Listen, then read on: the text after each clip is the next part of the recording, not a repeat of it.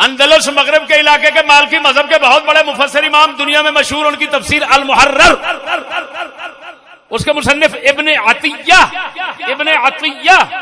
یہ بھی اسی کلب قبیلے کے ہیں، اور مفسر ابن جزئی یہ جن کے نام بول رہے ہیں ان کی کتابیں میرے پاس پڑھی ہیں. توجہ ہے؟ او خدا کے بندو، اب تو اندازہ لگا لیا یہ مبارک قبیلہ کیا تھا، کتنی برکتیں اسلام نے ان کو بخشی، اور پھر کتنا برکتیں انہوں نے مسلمانوں کو بخشی. ان پر بکواس کی جا رہی ہے. توجہ ہے کہ نہیں؟ آخری پاک مصطفیٰ کی زبان سے سناؤں، وعدہ کیا تھا بخاری مسلم میں ایک مقام پر نہیں کئی مقام پر یہ حدیث مبارکہ ہیں. حضور نے چند قبیلوں کے نام لے کر فرمایا یہ اعلیٰ ہیں، یہ افضل ہیں، پھر ترتیب کے ساتھ ان کو بیان فرمایا. بخاری مسلم دونوں میں یہ روایات موجود ہیں. آپ علیہ السلام نے انصار قبیلے کی تعریف فرمائی، مزینہ کی تعریف فرمائی، جوہینہ کی تعریف فرمائی، غفار کی تعریف فرمائی، یہ سب قبیلے تھے. اشجع کی تعریف فرمائی.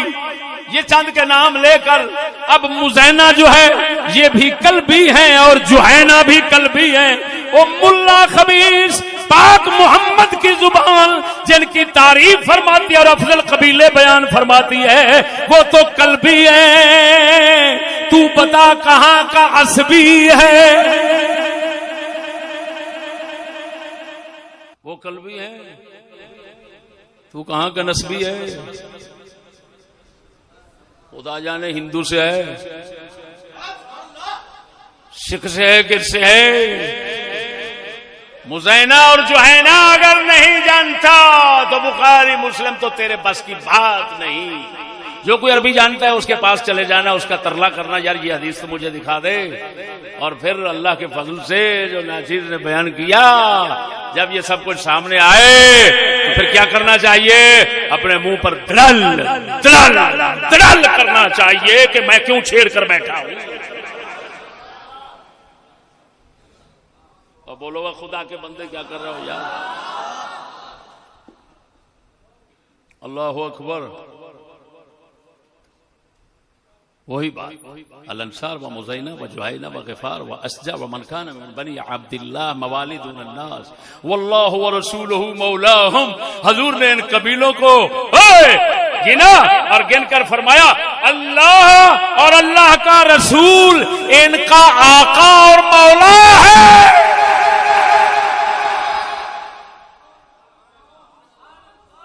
اندھی کا بچہ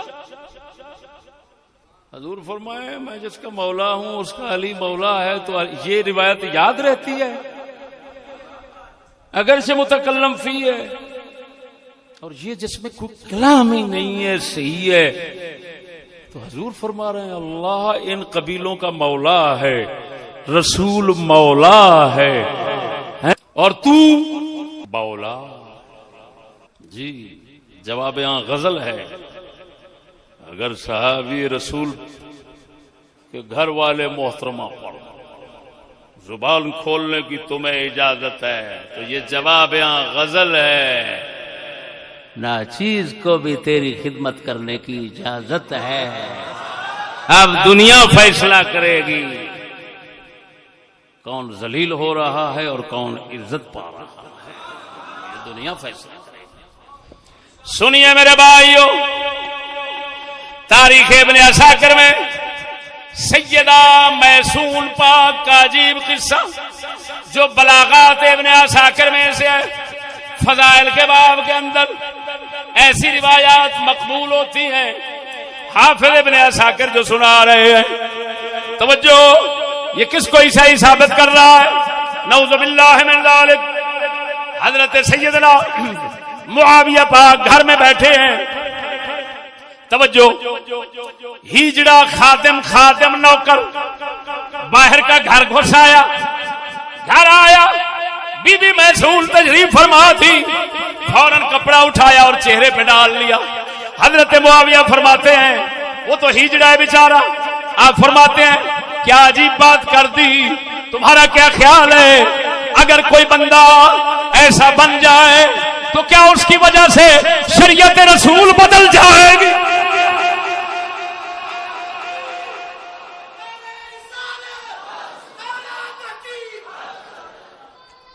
بلغنی ان معاویہ دخل علیہا ومعه خدیج الخسی فاستترت من فقال لها معاویہ ان هذا بمنزلة المرات فعلى ما تسترين منه فقالت له كأنك ترى ان المثلة احلتني مني ما حرم الله عليه ما حرم الله عليه.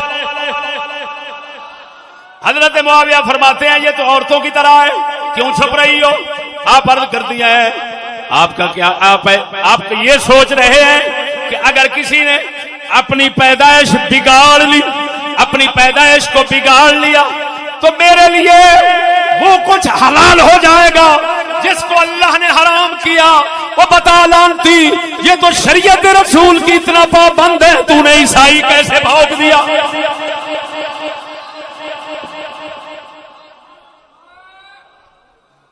شوہر خلیفے ہیں، وہ کہہ رہے ہیں تو عورت کی طرح ہے، پھر خلیفہ وقت اور اپنے شوہر کو یہ جواب دے رہی ہیں تمہارا کیا خیال ہے؟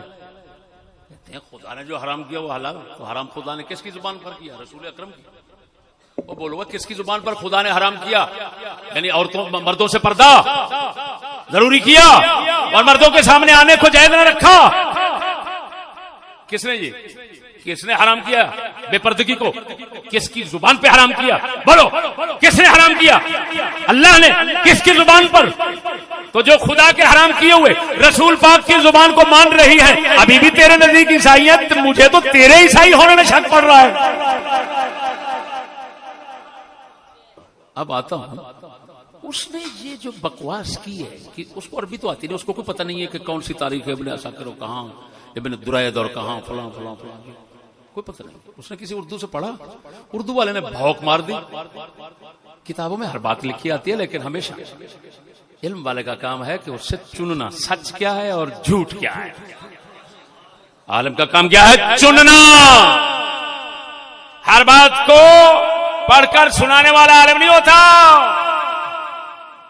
عالم وہ ہوتا ہے جو غلط اور صحیح میں فرق سمجھتا ہو، اس کو عالم سمجھتے ہیں. یہ نہیں ہے جو غلط کو پڑھتا رہے اور صحیح کو بھی پڑھتا رہے، غلط کو بھی اٹھاتا رہے، صحیح کو بھی اٹھاتا رہے، ہر طرح کا ملبہ لوگوں کے سامنے ڈالتا رہے. ایسے بڑوے کو عالم نہیں کہتے. عالم وہ ہوتا ہے جو تمیز رکھتا ہو، یہ غلط لکھا ہوا ہے، یہ صحیح ورنہ کتابوں میں تو سب کچھ ہوتا ہے. اب دیکھو اس نے جو بات لکھی ہے، اس نے جو بات کہی ہے طلاق، جھوٹ جھوٹ سراپا جھوٹ جھوٹ سراپا جھوٹ، کوئی طلاق نہیں ہوئی. یہ طلاق کی بات جس نے سب سے پہلے لکھی ہے اس کا نام بتاتا ہوں اور اس کا حال بتاتا ہوں. اس کا نام مشہور ہے دنیا میں، ابن درید، دال رے یہ دال، درید ابن درید، جمہرۃ اللغہ، لغت کی کتاب ہے. لیکن یہ بندہ اس نے لکھا ہے ابن درید نے کہ طلاق دے دی حضرت معاویہ نے، اور یہ لکھا شعر فلاں.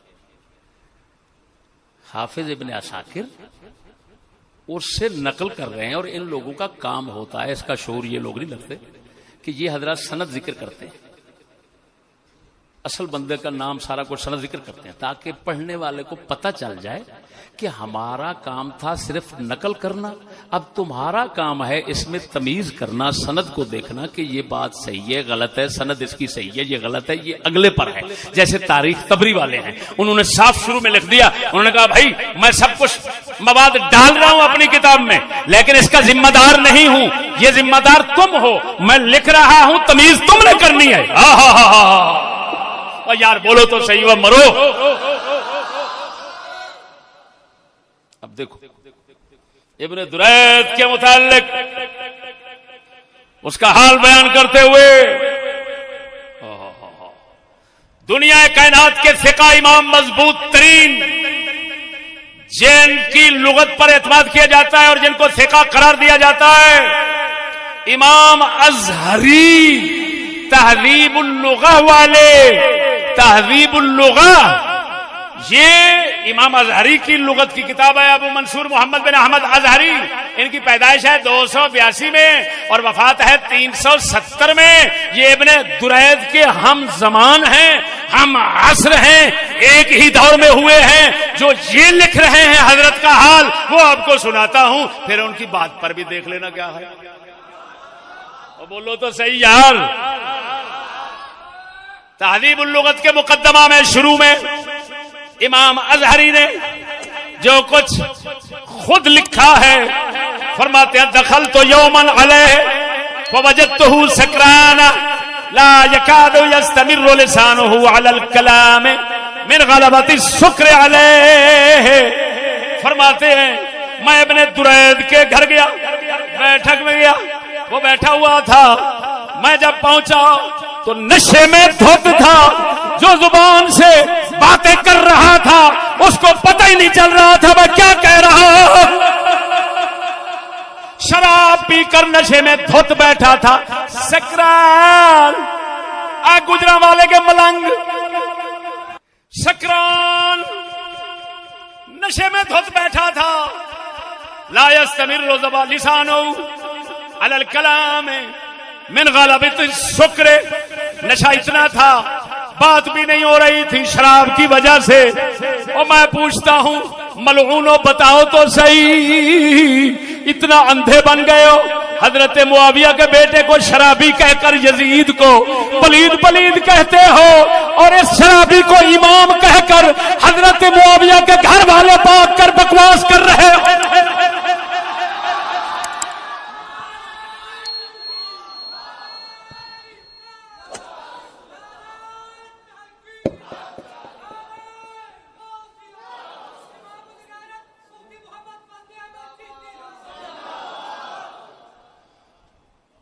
آپ فرماتے ہیں میں نے اس کی کتاب جمارہ دیکھی تو بہت سی لفظ تھے ایسے جن کو بگاڑ بگاڑ کر لکھتا رہا۔ ارے جب ہوش میں نہیں تھا تو بگاڑ کر ہی لکھنا تھا، بندہ تو نشئی تھا، شرابی تھا۔ اب پتہ چلا ان کی بغیرتی کا ہے۔ یہ رفض سے معمور لوگ کیا بلا ہوتے ہیں، ان کو شراب بہت اچھی لگتی ہے، جب بری لگتی ہے تو اس وقت جب یزید کی طرف سے ان کے بقول نسبت آئے تو پھر شراب بری ہے، اور اگر یہ کتے خود پیئے تو پھر تو عبادت ہے نا۔ بغیرت کے بچے، تمہارے باپ کی شریعت ہے، کتے نشئی کی بکواس اٹھاتے ہو اور اس کو لگاتے ہو حضرت میسون پر۔ ان کے تمام فضائل، تمام اسلام، تمام عظمتیں، سب کچھ گنوا دیا۔ ایسے لوگوں پر نہیں بھونکتے مگر وہی جن کے نطفے میں فرق ہے، ان کے نطفے میں اتنا بڑا ظلم یار۔ میں حوالہ دے رہا ہوں، کوئی غلط ثابت کر کے دکھائے۔ امام ازہری کسی سے نہیں لے رہے، وہ فرماتے ہیں خود گیا، دیکھا تو نشے میں دھت تھا۔ بے غیرت، یہ شرابی تیرا امام بن گیا؟ کتے، ہم شرابیوں کو امام نہیں بناتے، ہم مصطفیٰ کے تقوی کے پیکر لوگوں کو امام بناتے ہیں، پرہیزگاری کے پیکر لوگوں کو امام بناتے ہیں۔ کھل گئی حقیقت، وہ کسر رہ گئی؟ اللہ جل شانہ انہی کے در کے کتوں کے صدقے ہماری بخشش فرمائے۔